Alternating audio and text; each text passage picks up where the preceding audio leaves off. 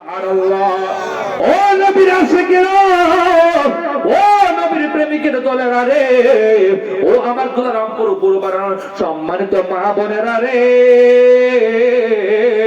আমার অনেক মা বোনরা ওয়া শুনতেছেন।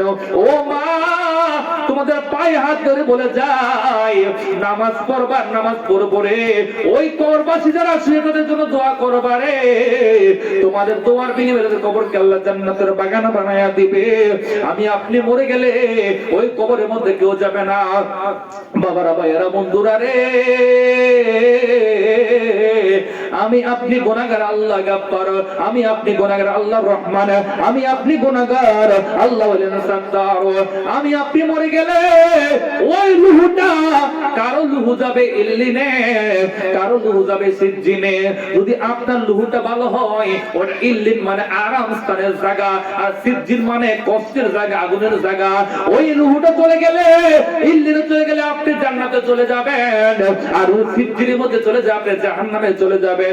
যে মাত্র একটা মানুষের রূহ কবজ করে রে বাবা, হযরত আযরাইল আলাইহিস সালাম এমন দেহের অধিকারী, যখন আপনার আমার ঘরের মধ্যে আসবেন, দেখবেন মাথাটা হলো আকাশে আর তার পাগুলো হলো জমিনের মধ্যে। বলি সুবহানাল্লাহ। এমন একটা দেহ নিয়ে আপনার আমার সামনে আসবে রে, ওই দিন আমার আপনার সামনে আসবে রে বাবা, মালাকুল মউতের চেহারা এমন বড়, এমন বিশাল। হযরত মুসা আলাইহিস সালাতু ওয়াস সালাম একদিন ডাক দেয়া কয়, ও ভাই আজরাইল, তুমি নেককারদের রূহ কিভাবে কবজ করো আমাকে দেখাও, এবং বদকার যারা পাপিষ্ঠ বান্দা তাদের রূহ তুমি কেমনে কবজ করো আমাকে দেখাও। মুসা আলাইহিস সালাতু ওয়াস সালাম যখন এই কথা বললেন, মালাকুল মউত ডাক দেয়া কয়, ও ভাই মুসা রে, নেককারের রূহ আমি সুন্দর আকৃতি, সুন্দর চেহারা নিয়ে আমি সুন্দর হবে রূহ কবজ করে আনি, তারা আমাকে দেখে বড় আনন্দিত হয়ে যায়। আর যারা বদকার পাপিষ্ঠ বান্দা বান্দি, তাদেরকে এমন কষ্ট দেয় তুমি সহ্য করতে পারবা না। না না, আমাকে দেখাতে হবে বদকাদের লোক তুমি কেমনে কবজ করো। ও ভাই মুসা, তুমি ওইদিকে তাকাও। একটু গাড়টা তাকাইলেন, তাকানোর পরে ডাক দিয়ে কয়, আর মালাকুল মউত ডাক দিয়ে কয়, ভাই মুসা তুমি আমাকে দেখো আমি কেমনে বদকার লোক কবজ করি। ওই মুসা ডাক দিয়ে কয়, দুনিয়ার মানুষেরা রে, ও দুনিয়ার মানুষেরা, ওই খোদার কসম করে বলতেছি, আমি তাকায় দেখি রে, ওর তার চেহারা হইল আসমানে, তার পা হইল জমিনে, তার চুলগুলো এমন বড় বড়, তার মুখ দিয়ে আগুনের ধোঁয়া বের হচ্ছে, তার চোখগুলা বড় বড় আগুনের মতো দেখা যাচ্ছে। ওই মুসা নবী বেহুশ হয়ে পড়ে গেছেন জমিনের মধ্যে। পড়ে যাওয়ার পরে মুসা নবী ডাক দেয় কয়, ও ভাই মালাকুল, তোমার যে বড় আকৃতির চেহারা, এই চেহারা দেখা পাপিষ্ঠ বান্দা বান্দী যারা হবে, এটা তো বড় আযাব, আবার তুমি কেমনে রূহ কবজ করবা। ও না না না, তার প্রতিটা অঙ্গ প্রত্যঙ্গ থেকে আমি তার রূহ গুলো এমন ভাবে আনি, তার লগ গুলা প্রতি লগ ছিঁড়ে ছিন্ন ভিন্ন হয়ে যায়। বলি আল্লাহু আকবার। বাবা, ওই সময় আমার আপনার কাছে আসতেছে মালাকুল মউত ছাড়া আমরা কেউই আমরা বাঁচতে পারবো না। সবার কাছে একদিন আসবে, আসলে আমার আপনার মরণ হয়ে যাবে, আমরা চলে যাব। এই দিনের মধ্যে আজকে আমরা বাহাদুরি, সেকেন্ডের এক সেকেন্ডের আশা নাই, আমরা বাহাদুরি করতেছি। বাবা, ওই অহংকার শেষ করতে হবে, আমার আপনার অহংকার শেষ করে দিতে হবে। কারণ এই দুনিয়াটা থাকার জায়গা, থাকার জায়গা, এই দুনিয়া থাকার জায়গা। আমাকে আপনাকে দুনিয়া থেকে চলে যেতে হবে, এই দুনিয়া থাকার জায়গা না। আমি আপনাদের সম্মুখে একটা আয়াত তেলাওয়াত করতেছি, দেখেন আল্লাহ কি বলেন। আল্লাহ অতি সুন্দর ভাষা কি বলেন। হ্যাঁ, আল্লাহুম্মা সাল্লি আলা সাইয়্যিদিনা মাওলানা মুহাম্মদ ওয়া আলা আলি সাইয়্যিদিনা মাওলানা মুহাম্মদ।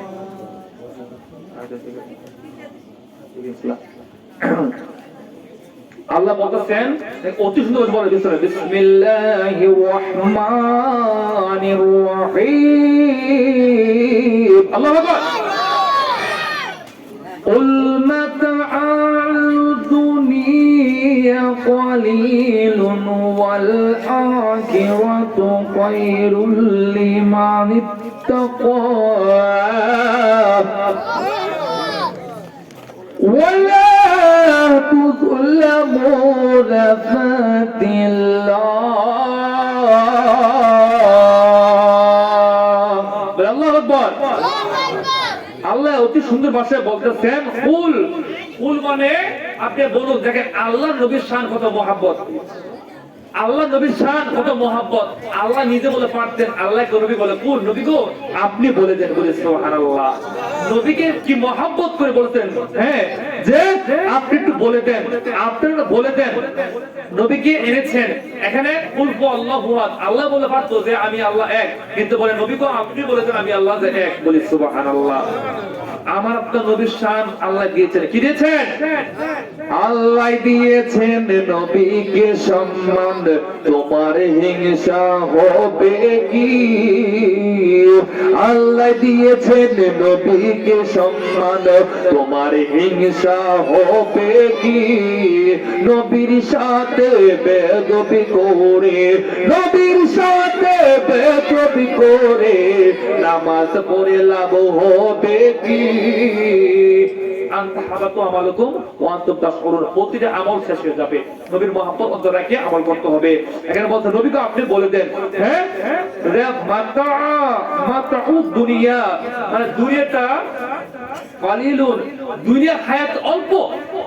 আমাকে আপনাকে 10 বছর 20 বছর 50 বছর 100 বছর হায়াত দিয়েছেন, এটা ভাই আমরা বাহাদুরি, আমরা এত বছর হায়াত পাইছি। হ্যাঁ আল্লাহ বলে এটা একমাত্র সীমিত তোমাদের হায়াত, আমি আল্লাহ অল্প হায়াত দিয়েছি। হ্যাঁ ওয়াল আখিরাতু খায়রুল লিমান তাকা, ওয়াল আখিরাতু খায়রুল লিমান তাকা, যে পরকালের জিন্দেগিটা মুত্তাকিনদের জন্য উত্তম স্থান, বলি সুবহানাল্লাহ। আল্লাহ বলেন যে ওয়ালা তুযলামুনা ফাতিলা, আর তোমাদের সামান্য সুতা পরিমাণ তোমাদেরকে কি হবে না, তোমাদেরকে জুলুম করা হবে না। কারণ আমরা বলতেছি যে আল্লাহ না যে আমাদের কেউ অন্যায় বিচার করে না। আল্লাহ বলে বান্দারে তুমি একবার সুবহানাল্লাহ বলছো ওইটা তোমার আমলনামায় পাইবা, একবার আলহামদুলিল্লাহ বলছো ওইটা তোমার আমলনামায় পাইবা, একবার আল্লাহু আকবার বলছো এটা তোমার আমলনামায় পাইবা, একবার তুমি নবীকে ইয়া রাসূলুল্লাহ বলছো এটা আমলনামায় পাইবা, একবার বলছো ইয়া রাসূলুল্লাহ সাল্লাল্লাহু আলাইহি ওয়াসাল্লাম এটা তোমার আমলনামায় পাইবা। ওইটা তুমি যত কিছু করো ওইটা তোমার আমলনামায় পাইবা, তোমাদেরকে সামান্য পরিমাণে কমানো হবে না, বলি সুবহানাল্লাহ। অনেক মানুষ বাসার মধ্যে বসে রয়েছে, ঘুমাইতেছে। আপনারা যারা এখানে আসছেন একটু শীতের রাতে এত কষ্টের মধ্যে আপনাদের মায়া হচ্ছে, এত কষ্ট করে বসে রয়েছে, এটা কোন দুনিয়ার কোনো স্বার্থ আছে? দুনিয়ার কোনো স্বার্থ নাই। আপনাদেরকে বলছেন ভাইয়ে বলে যে আপনাদের মাহফিলে যান 200 করে টাকা দেওয়া হবে, কি বলছে? নবীর মহব্বত দিয়া, ওলি আল্লাহর মহব্বত দিয়া, আল্লাহর মহব্বত দিয়া মাহফিলে আসছেন। এই আসলে ময়দানে এই মাহফিল উসিলা আমাকে আপনাকে নাজাতে ফায়সালা দিতে পারে কি পারে না? হাত তুলে বলি আল্লাহু আকবার, বলি আল্লাহু আকবার, নারে তাকবীর, নারে রিসালাত, सुन्नी महासम्मेलन मिलत कियामत दिखाने, ओली अल्लाह दिखाने, बातिल फरका दिखाने, नारे तकबीर, नारे रिसालत, बोले मारहाबा। তারা বলবে না দুলানপুর মাহফিল হচ্ছে, যারা ঘুমাইছে তারা বলবে না মাহফিল হইতাছে না, রাওয়াজে ভাই। তো এখানে বলছেন যে তোমাদেরকে সামান্য পরিমাণও কি কমানো হবে না, যা তোমরা আমল করো সব আমল তোমাদেরকে হাসরের ময়দানে দেওয়া হবে। তো আমার আপনার বাবা যত আমল করি, অনেক আলোচনার বিষয় ছিল কিন্তু সুজা শেখকে হুজুরকে আলোচনা করে বসে রেখে বেয়াদবি মনে করছি, অনেকগুলো কিতাব আছে। হ্যাঁ আমি ঢাকা কাদিরা থেকে আপনাদের দোয়া কামাল পাস করছি, ইনশাআল্লাহ বলি আলহামদুলিল্লাহ বলি, কারণ আপনারা দোয়া করবেন, কারণ আপনার দোয়ার হলো আমরা ফসল।